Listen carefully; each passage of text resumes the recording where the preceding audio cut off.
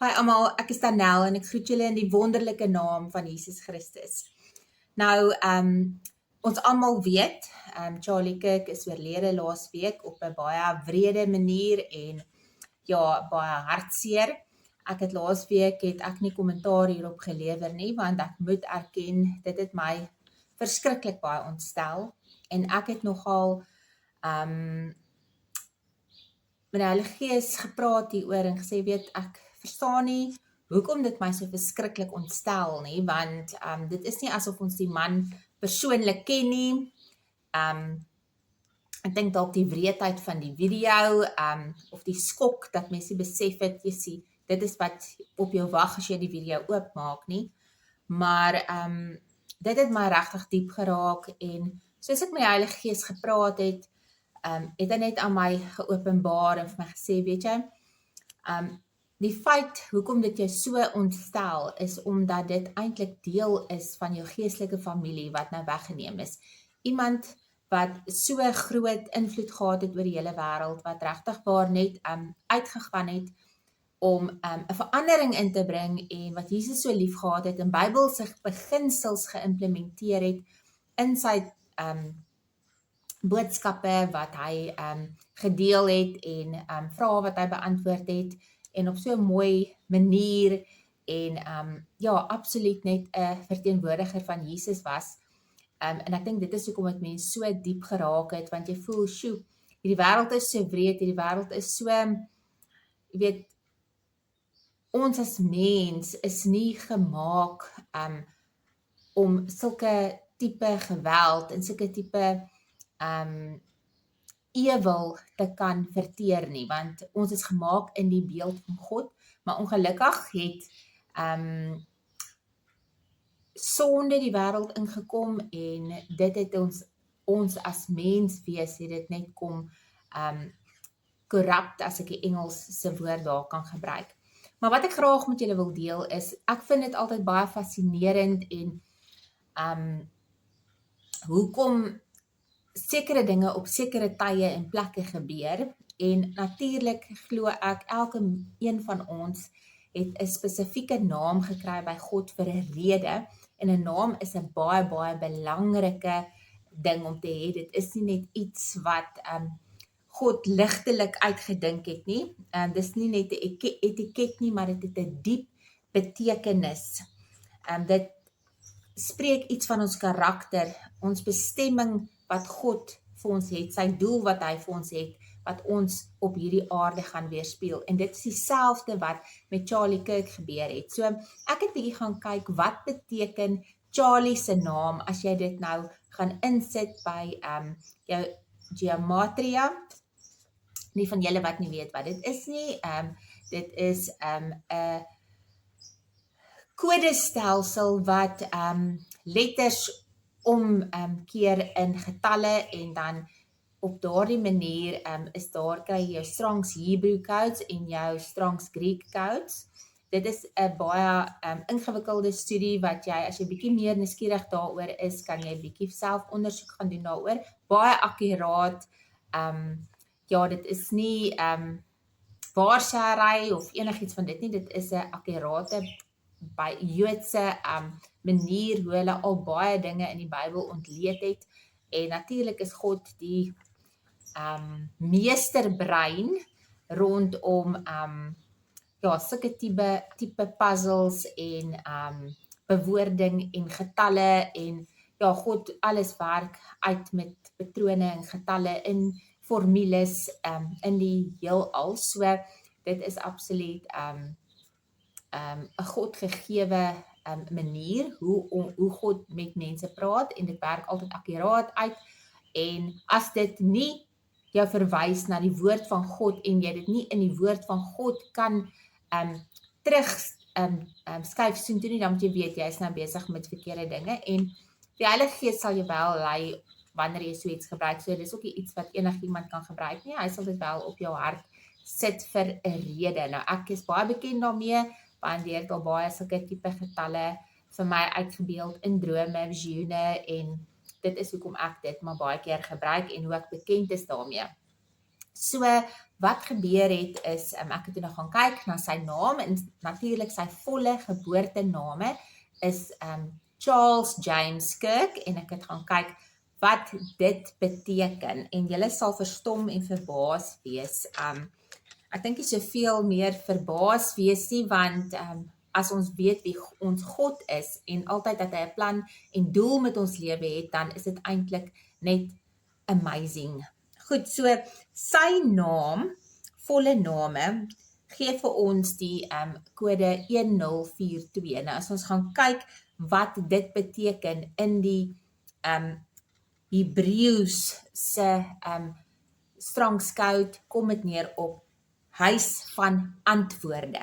Is dit nie net wonderlik nie? Dis presies wie hy was, dit is wat hy gedoen het. Hy het antwoorde verskaf aan, hy het hierdie organisasie geskep, hierdie huis basies, as jy so kan sê, wat antwoorde gebied het aan studente, aan jong volwassenes, wat so absoluut meegevoer was in die wêreld met al die leuns daar buite, al hierdie chaos, al hierdie confusion wat daar buite is, het hy gekom om Bybelse oplossings en antwoorde aan die mense te verskaf. So ek het gedink, dit is nou nogal baie interessant.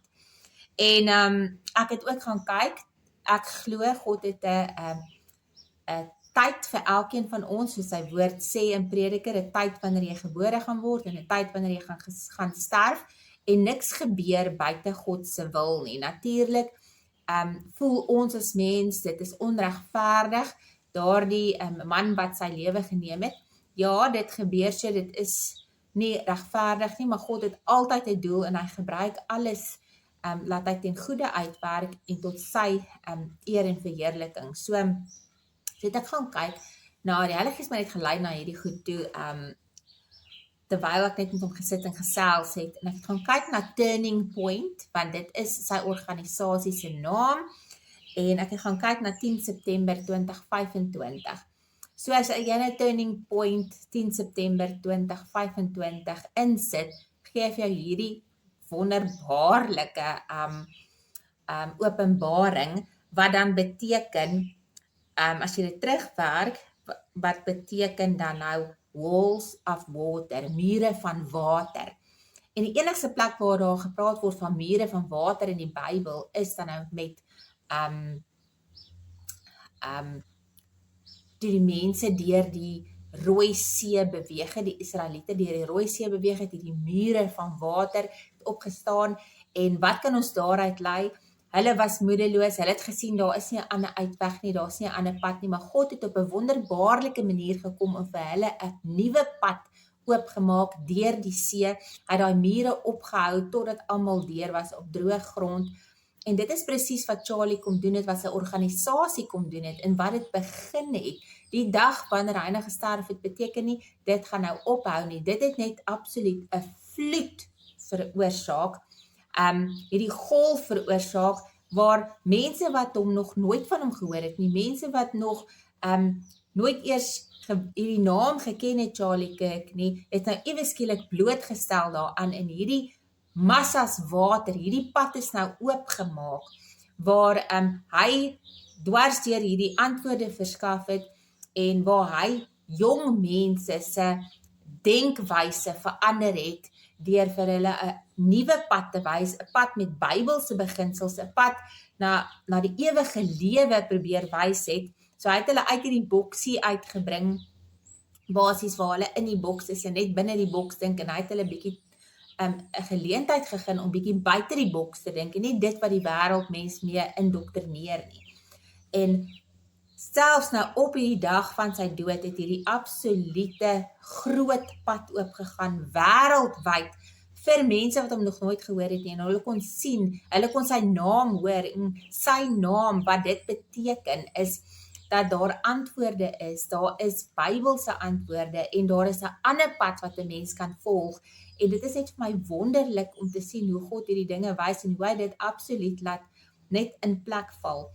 En ek het selfs my kinders gesê, luister, as daar een ding is wat ons as mens, as hulle wat jong mense is, kan leer uit Charlie se lewe uit, is dit dat jou naam loop jou vooruit.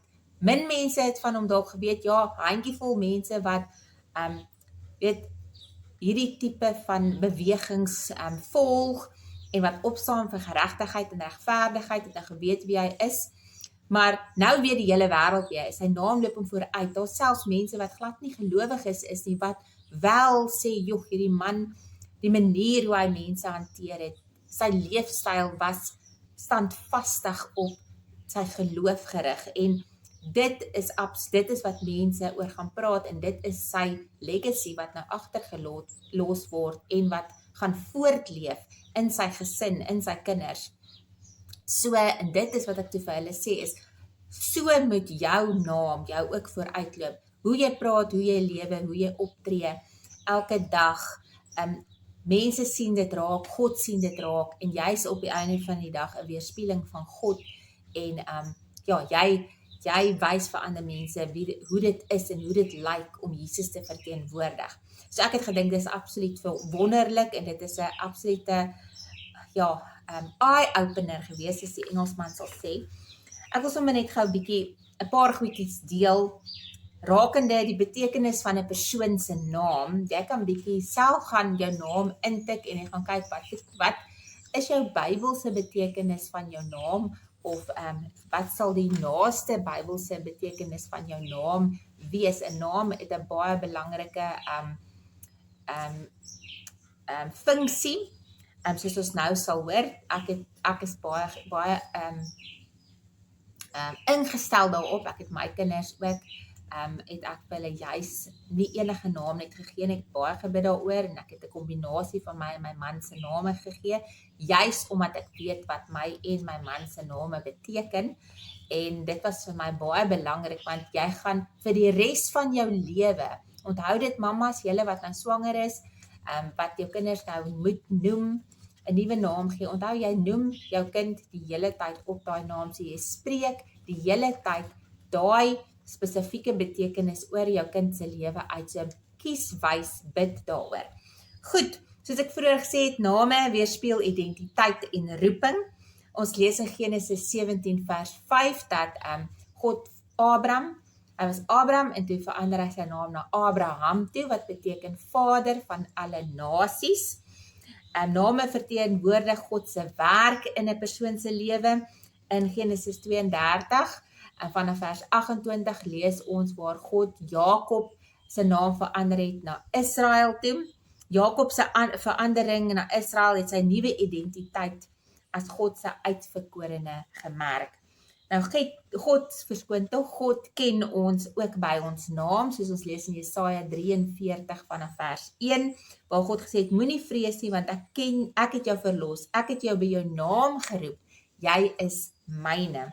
God sien nie net ons as mensdom in 'n geheel nie, hy ken elke een van ons persoonlik. Is dit nie net absoluut wonderlik om te weet dat God jou persoonlik ken nie, en dat jy die moeite moet doen om uit te reik na hom, jou skepper, en hom 'n dieper verhouding met hom te probeer kweek.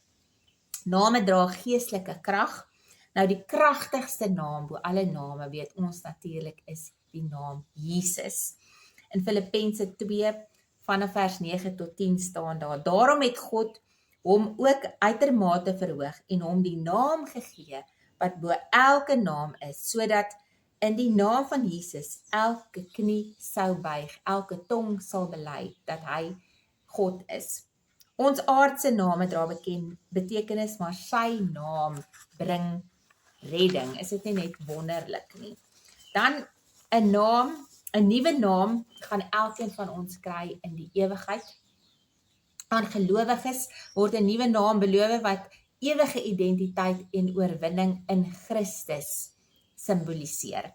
So, in Openbaring 2 lees ons hierso van vers 17, aan hom wat oorwin sal ek 'n wit klippie gee, en op die klippie 'n nuwe naam geskrywe, wat niemand ken nie behalwe hy wat dit ontvang. So, ons gaan selfs weer 'n nuwe naam kry, 'n skoon, rein naam met 'n nuwe betekenis, want jy kan nou net jouself indink, as jy nou 'n naam gekry het hier op die aarde wat martelaar beteken, of wat, weet, een of ander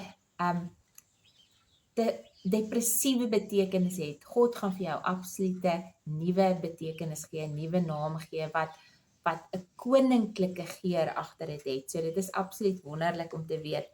En dan wil ek net laastens noem hoe belangrik 'n naam vir God is, kan ons self sien dat die Hebreëse name van God is ryk aan betekenis en elkeen openbaar 'n ander aspek van sy karakter. So selfs God het 'n hele paar name wat ons weet in die Bybel voorkom en dit is hoe belangrik 'n naam vir God is en dit is hoekom as jy op daardie naam roep en daardie naam vas staan soos die woord sê, kan dit berge versit. So ek gaan net so 'n paartjies uitlig voordat ons afsluit. So die naam Elohim beteken God almagtige skepper. Yahweh beteken ek is wat ek is. Adonai, Heer en Meester. El Shaddai, God almagtig. Jehovah Jireh, die Here sal voorsien. Jehovah Rapha, die God wat genees. Jehovah Nissi, die Here is my banier. Jehovah Shalom, die Here is vrede. Jehovah Rahi, die Here is my herder. En Jehovah Shammah, die Here is daar. Hy weet presies wie en wat hy is. En ons, sodra jy hom aanneem, word jy deel van sy identiteit. En kan jy staan op daardie name, want dit is deel van jou karakter, want jy is 'n nuwe persoon in Christus. Elke naam van God is nie net 'n titel nie, dit is 'n openbaring van sy natuur. Wanneer ons sy name aanroep, soos ons nou gehoor het, herinner dit ons aan wie hy is en wat hy beloof om in ons lewens te wees. So ek hoop julle neem hierdie wonderlike openbaring wat die Heilige Gees vir my kom gee het ter harte en dink volgende keer 2 keer wanneer jy 'n naam sê en wanneer jy God se naam gebruik, dat dit hoe kragtig dit is en dat elkeen van ons 'n plan het. God het 'n plan en 'n doel met elkeen van ons lewens. Ja, dit is hartseer dat Charlie weggeneem is, maar sy naam loop hom vooruit en hy het 'n wonderlike nuwe beweging kom stig en dit is die doel wat God vir hom gehad het en sy doel is nou klaar, maar in die gees gaan dit nog voortleef en ja, dit wat in die gees gaan plaasvind en gaan manifesteer in die vlees, is ons baie opgewonde oor en kan ons net nog wag om te sien wat gaan gebeur. Tot ons volgende keer weer gesels. Shalom.